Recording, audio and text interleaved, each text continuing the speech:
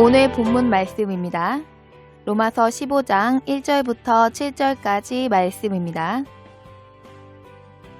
우리 강한 자가 마땅히 연약한 자의 약점을 담당하고 자기를 기쁘게 하지 아니할 것이라. 우리 각 사람이 이웃을 기쁘게 하되 선을 이루고 덕을 세우도록 할지니라. 그리스도께서 자기를 기쁘게 하지 아니하셨나니 기록된 바 주를 비방하는 자들의 비방이 내게 미쳤나이다 함과 같으니라. 무엇이든지 전에 기록한 바는 우리의 교훈을 위하여 기록된 것이니 우리로 하여금 인내로 또는 성경의 안위로 소망을 가지게 함이니라. 이제 인내와 안위의 하나님이 너희로 그리스도 예수를 본받아 서로 뜻이 같게 하여 주사 한마음과 한입으로 하나님 곧 우리 주 예수 그리스도의 아버지께 영광을 돌리게 하려 하노라. 이러므로 그리스도께서 우리를 받아 하나님께 영광을 돌리심과 같이 너희도 서로 받으라. 아멘. 하나님께서는 만물 중에 우리 인간에게만 유일하게 자유의지를 주셨기에 인간의 자유의지에 의한 선택을 전적으로 존중해 주십니다. 그러므로 인간이 하나님의 뜻과는 어긋난 길을 선택한다고 하더라도 하나님께서는 그 선택을 존중하시고 그 선택한 길을 허락하십니다.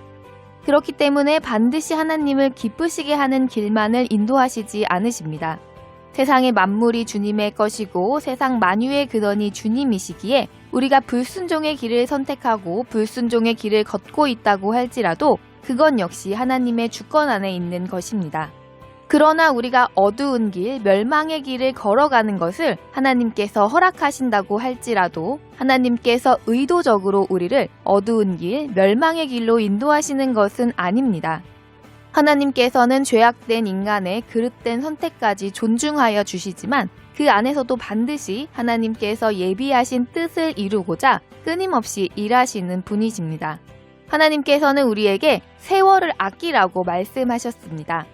우리의 시간, 즉 우리의 육신으로 이 땅에서 거할 수 있는 시간은 한정적이기 때문입니다. 우리는 이 한정적인 시간을 살아가는 동안 주의 뜻을 알아 힘써 순종하기를 선택한다면 세월을 아낄 수 있을 것입니다. 한시라도 빨리 하나님께 나를 온전히 맡길 수 있는 믿음으로 순종하는 길을 선택함으로 하나님께서 예비하신 뜻을 이루는 자요, 하나님의 나라를 유업으로 받기에 합당한 자로 장성하게 될 것입니다.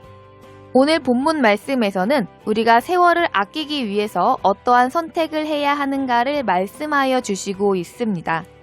본문 말씀 1절에서는 자기를 기쁘게 하지 말라고 말씀하고 있습니다. 우리 삶의 모든 문제는 나를 기쁘게 하지 않으면 안 된다는 생각에서 출발하는 것입니다. 나를 기쁘게 하기 위해서 나의 잘못된 행동도 합리화를 하는 것이며 하나님의 명령을 거역하는 건 역시 나를 기쁘게 하는 것을 포기하지 못함으로 불순종을 하는 것입니다. 그러나 하나님의 역사는 어느 한 사람을 독보적으로 기쁘게 하고 특별하게 우월한 사람으로 만드시지 않는 것입니다. 하나님은 모든 사람이 함께 기뻐할 수 있으며 더불어 하나님의 평강을 누리게 하시고자 하십니다. 그러므로 우리는 나만 기쁘면 된다는 생각, 나만 특별해져야 한다는 생각에서 벗어나야 합니다. 그것은 오히려 우리를 끊임없는 불순종으로 이끌어가는 감옥인 것입니다. 우리는 남들의 기쁨은 아랑곳하지 않고 나만을 기쁘게 하고자 여러 종류의 폭력 행사도 망설임이 없습니다.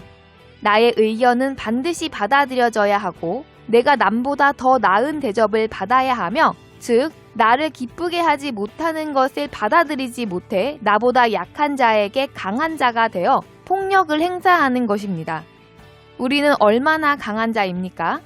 바울 사도는 고린도전서 말씀에서 고린도인들을 향하여 주보다 강한 자냐고 물으셨습니다. 나의 만족을 위해서 하나님을 믿는다면 우리는 스스로를 하나님보다 강한 자라고 생각하고 있음을 명심해야 할 것입니다. 이어서 2절에서는 나를 기쁘게 하지 않고 이웃을 기쁘게 하고 덕을 세우고 선을 이루라고 말씀하셨습니다.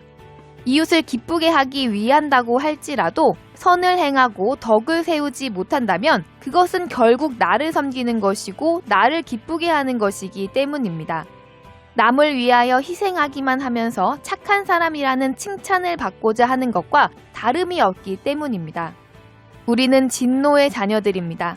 그러므로 우리가 선을 행하고자 자기를 부인하지 않고 십자가를 지지 않는 모든 선택은 결국 나를 기쁘게 하기 위함이며 진노를 쌓는 길일 뿐입니다.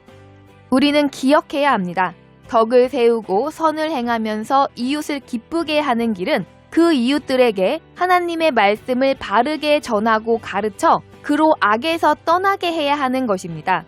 우리가 이웃을 악에서 떠나게 하기 위해서는 그 이웃으로 하여금 자신을 기쁘게 하고자 하는 모든 제약된 행위를 죄로 바로 알게 가르쳐야 하며 그 악행을 멈추라고 엄중히 말해 주어야 합니다. 그럴 때 나와 이웃의 사이는 갈등이 생길 수도 있고 심지어는 관계가 틀어질 수도 있는 것입니다. 더 나아가 그 이웃들에게 비방의 대상이 될 수도 있습니다.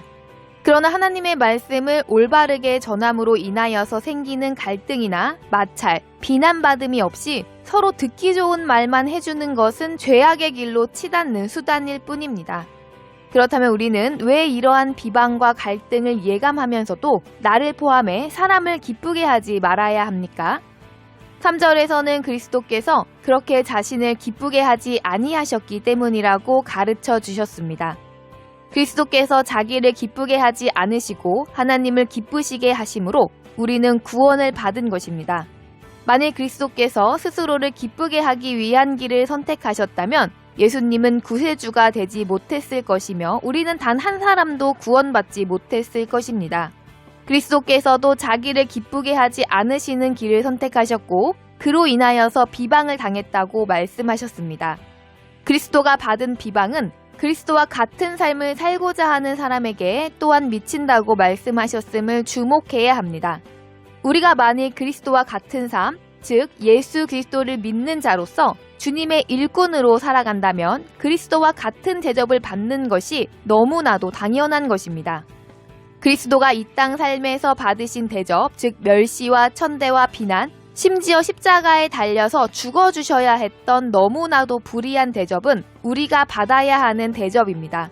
만일 우리 스스로 그리스도처럼 살아간다고 혹은 그리스도와 같은 일을 한다고 하면서도 그리스도와 같은 대접을 받는 것을 두려워 순종하지 않는다면 우리는 과연 우리가 정말 그리스도와 같은 일을 하고 있는지 진지하게 돌아보아야 합니다. 그것은 우리가 새 생명으로 살아가지 않는 확증이기 때문입니다. 그러나 우리가 이러한 그리스도와 같은 대접을 받음에도 인내할 수 있는 것은 바로 성경의 안위를 받기 때문입니다. 성경에 기록된 수많은 믿음의 선진들 그리고 그리스도의 부활 승천의 증거를 붙잡음으로 말미암아 우리는 그리스도가 받으신 대접과 같은 대접을 받으면서도 인내할 수 있게 되며 또한 소망을 든든히 할 수 있는 것입니다. 하나님의 목적은 분명한 것입니다. 우리로 하여금 하나님께 영광을 돌리게 하는 것입니다. 그것을 위하여 그리스도께서 하나님을 기쁘시게 하심으로 또한 우리를 기쁘게 하셨기에 우리는 서로를 기쁘게 하는 것이 마땅합니다. 전도서 마지막 절에는 하나님께서 모든 은밀한 일을 선악간에 심판하신다고 기록하였습니다. 우리가 은밀하게 하는 모든 일, 심지어 우리의 생각은 타인들은 우리가 죽을 때까지 모를 수 있습니다. 그러나 하나님은 그것까지 심판하신다는 것을 우리는 잊어서는 안 됩니다. 겉모양으로는 마치 남을 기쁘게 하기 위해서 행동한다고 할지라도 우리의 속마음이 혹시 남을 멸시하면서 나를 기쁘게 하기 위해서 나를 남보다 선한 존재로 보이기 위해서 행동했다면 하나님께서는 속지 않으십니다. 그렇기 때문에 구원은 절대 쉬운 것이 아닙니다. 우리는 우리의 자유의지로 하나님께 영광이 되어지는 것을 선택하는 마음을 얻어야 합니다. 우리가 순종의 길로 한 걸음이라도 걸어갈 때 하나님께서는 크게 기뻐하시며 우리의 마음을 변화시켜 주셔서 하나님의 영광이 되어지는 길로 인도하실 것입니다. 하나님께서 은밀한 모든 일을 심판하실 그때에 하나님께 칭찬받는 하나님의 자녀들이 다 되시기를 바라며 주 예수님의 이름으로 축복합니다.